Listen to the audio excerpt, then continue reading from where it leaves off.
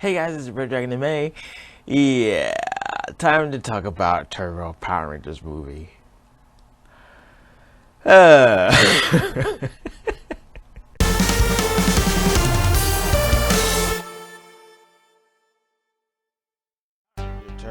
Turbo Power Rangers movie, released in 1997, is a gateway. It is in the show's continuity because it takes place after all the stuff in Power Rangers Zeo.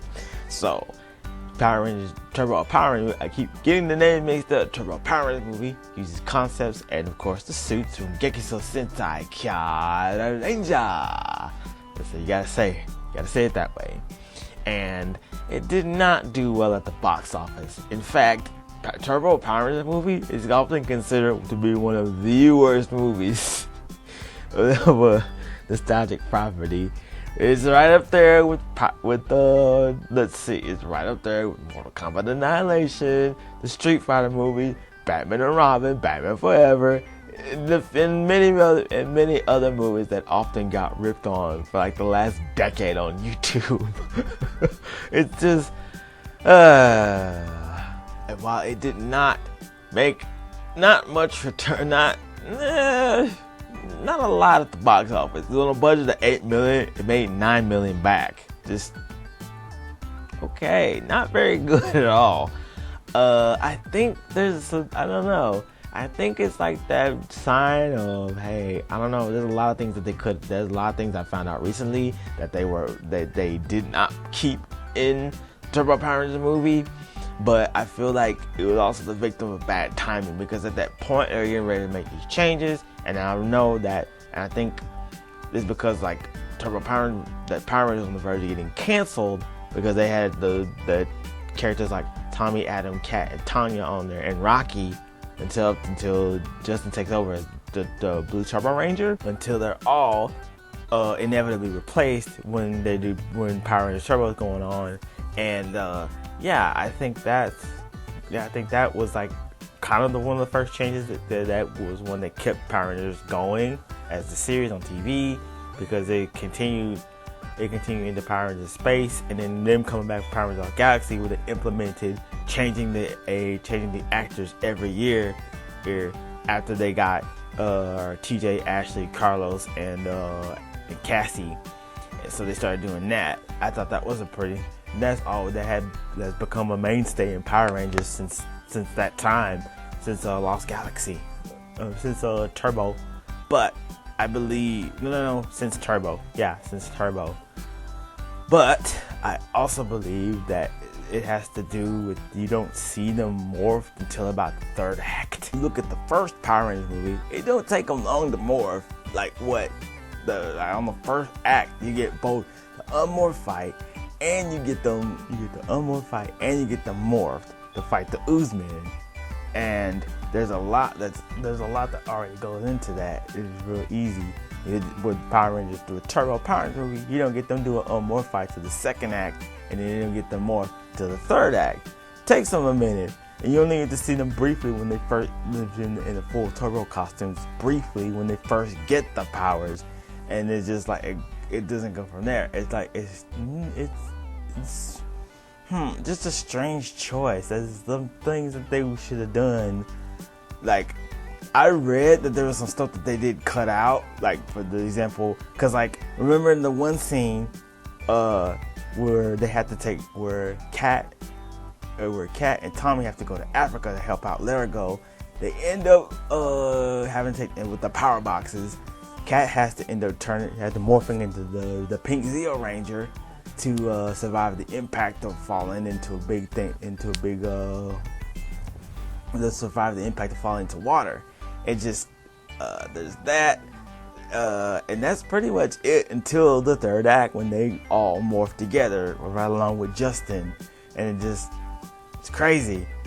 But there's also some stuff about Justin. It's like they just kind of shove them in. Hey, he's gonna be the new Turbo Ranger, guys. It's appealing to kids. There's actually supposed to be more to Justin's character.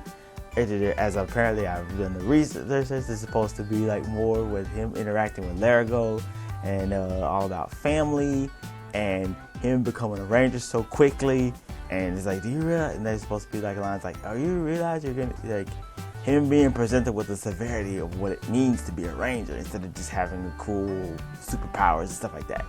And Kat and Tanya are looking after him because they help him. They're on looking out for him at the kid shelter that is supposed to be helped out. Because Power Rangers always do charitable things. It's always a good thing. In this case, the martial arts tournament where Rocky ends up getting hurt and then ends up with Justin being there, but that's for another time. But you know, that's pretty crazy. But it is pretty crazy how they kind of cut some of this stuff out of what they originally intended to do for Turbo Power Rangers movie. There are some good things with Turbo Power Rangers movie. The fight inside the volcano when they actually morph to the third act. That's pretty cool. I like the turbo weapons. Those are pretty fantastic. The fact that Jason and Kimberly make their return to the series. Here's Jason coming off being the Gold Ranger and Kimberly coming back after so long. And if you remember Power Rangers Zeo, her and Tommy ended up breaking up, and Kat took over as the love interest for Tommy, which is awesome. I think that's because they went on the ski trip. Kat went with them, and they cheered up. And then over time, it became that. And now, canonically, Tommy and Kat ended up getting married and have their son JJ, and you can find out more about that if you read Power Rangers Soul of the Dragon. Ain't Power Rangers great? And they do mention that on Power Rangers Ninja Steel with the Dimensions in Danger, one of my favorite episodes. There's that. Seeing Jason and Tommy. Now, as I've gotten older and realized, I think, and this is something to think about with Jason, because actually, Jason being a villain was actually also St. John's idea. But I also think this was an interesting thing because if you think about it, Tommy came back out of nowhere, came back as the White Ranger, and basically took over the lead of the Power Rangers. Maybe somewhere deep down, Jason felt some type of way of being replaced as the leader, and maybe him being better as a sacrifice to Malagor brought out some latent anger, maybe some latent resentment to Tommy for doing something like that. Just something to think about. Come on, Ranger. No, I don't want to hurt you. Speaking of Malagor, they end up doing the Zord fight, but this time there's no CGI, but this time there's a full-on suit fight. With something that Power Rangers is 100% capable of. They've shown it on season 3. They've shown it in several episodes of Power Rangers. They have the means that they're capable of doing on their own original kind of Zord fights. I honestly think that's pretty dope. They end up doing the finisher to defeat Malagor, which, by the way, he's repurposed again for Power Rangers in Space. Like, in fact, the sets are repurposed too. For other seasons of Power Rangers. But most notably, Malagor also is known as the Dark Spectre for the Alliance of Evil on Power Rangers in Space. So I think that always just used to throw me off when I first noticed that. It's like, I thought they destroyed him. It's like, a different guy. I'm a different individual. I'm not Malagor. But Malagor being the evil demon that Divatox wants to summon, marry him, and use his powers to take over the universe. Which, by the way, Divatox definitely on top of Jason and Kimberly coming back. Divatox, played by Hilary Shepard, is absolutely having the time of her life with this movie. Just like the actress they play Sindel on Mortal Kombat Annihilation. Oh, but it can, and it is, and you are powerless, Thunder God.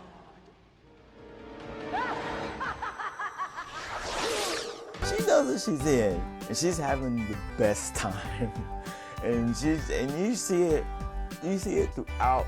Not even just in Turbo Power Rangers, you see it throughout her on the show. But remember, also, she's played by Divatox is also played by 2 actresses on during the run of Power Rangers Turbo till Ridley Shepard comes back to play Divatox. Also on, they also Power Rangers Space 2 in the final 2 episodes. But they're having, with Hilary Shepard and Divatox, it's like having the best time. There's also the really funny cameo by Rita and Zed. Advice to you, Divatox! which is great. There's a theory that it's possible that Rita and Zed eventually did have Thrax, their son, who was also a villain for the 15-year anniversary of Power Rangers, for the Once a Ranger Part 1 and Part 2, and stuff like that. I thought that was an interesting thing. But for the most part, there is good stuff in Turbo Power Rangers movie. I feel like a lot of changes that were made, and just the timing of it and all that good stuff. Because again, they didn't Power Rangers was still Power Rangers, but just I think that they were getting. I think it was that more of that transitional period of Power Rangers that they had to keep it fresh and had to keep it going after 5 years of being on the air and 5 years of being in the pop culture lexicon. But yes, this is just a brief version of how I feel about Power Rangers Turbo. I don't think it's I don't think it's a bad film, though I can definitely understand why people say it's one of the worst films they've ever seen with their own eyeballs. Totally understandable. But I'm not trying to put myself on a pedestal, but I personally do still enjoy it. It's Power Rangers. What you see is what you get. You're still gonna be entertained if you enjoy Power Rangers. But for the most part, I can. But yes, I totally can understand why people see it as a bad film.